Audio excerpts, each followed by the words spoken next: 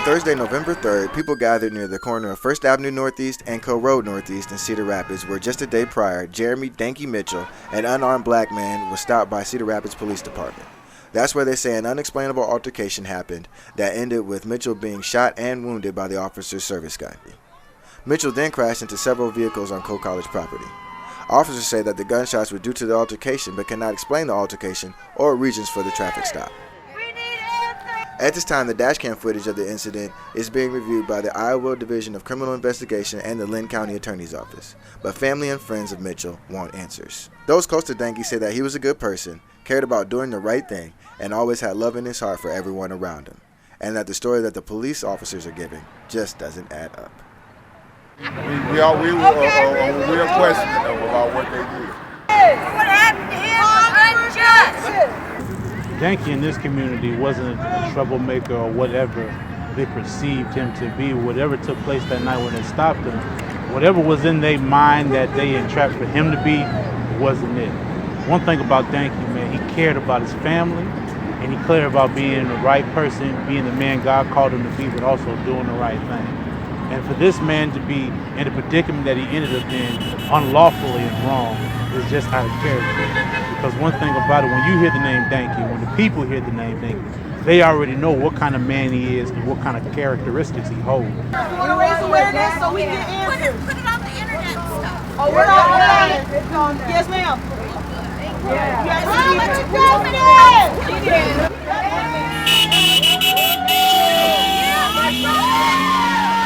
We're basically out here because my uncle was wrongfully shot by the Cedar Rapids Police Department on Monday night. And we want answers, we want the dash cam, we want to find out what's going on, but most of all, we want justice. It's very hard for me being his niece, not being able to see my uncle at his house or just on a regular basis, and now having to go to the hospital every day and see him laid up in a bed is very heartbreaking. Why I'm out here is because I don't want this to be blown over. I don't want this to be swept under the rug. This is a serious issue that we need to address. We need to find out what happened, and we need for the police to release the dash cam. We also need Code College to release the footage that they have as well. Release the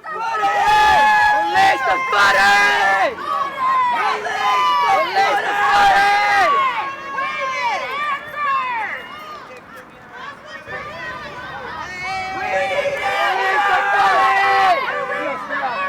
He ended up here in the parking lot right here. This is where his car finally stopped at. He hit a police car at the intersection up here. So this is where the incident finally happened, and they took him to the hospital. Release the footage! And the images that the media are portraying him to be are not true. My uncle is very non-confrontational. He is a law-abiding citizen, hardworking family man, and he would never assault anyone, let alone a police officer. And just to hear what the situation that took place, it's very shaky. Because one thing about it is I know is that whatever took place, he wasn't in the wrong. And whatever's going on with him is not due to anything he did, but it was whatever the misconception they had in their mind. Danky is nothing but a loving person. And whoever knows Danky loves him because of who he is and the characteristics he holds.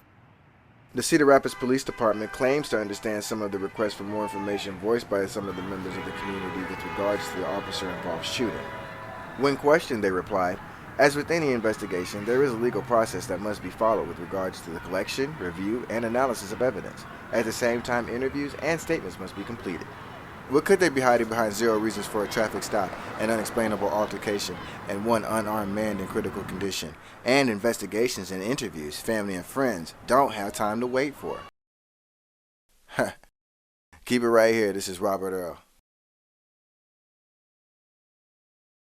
He was a thug, and they made it sound like, they pulled him over, he fought with the police officers, and then the police were right for shooting him. When really what happened was he was coming home from work and he got pulled over, and the officer asked him to get out of his car. And he said, "I know my rights, I'm not going to get out." He said, "I have my license and my registration right here. Why would you want me to get out?" And he said, "Get out, sir, get out." And he was like, "I'm not going to get out." And I know my uncle, he probably thought it was safer for him in his truck than to get out. So the officer tried to yank him through the window, and he was like, get off me like this, and I guess the officer just started shooting 4 times. And they said he fled, but he didn't flee. What the doctor said probably happened was that he didn't have control of his body, something like that. So we just want everyone to know that he's not what people are saying. That didn't happen. So we just want people to know the real story.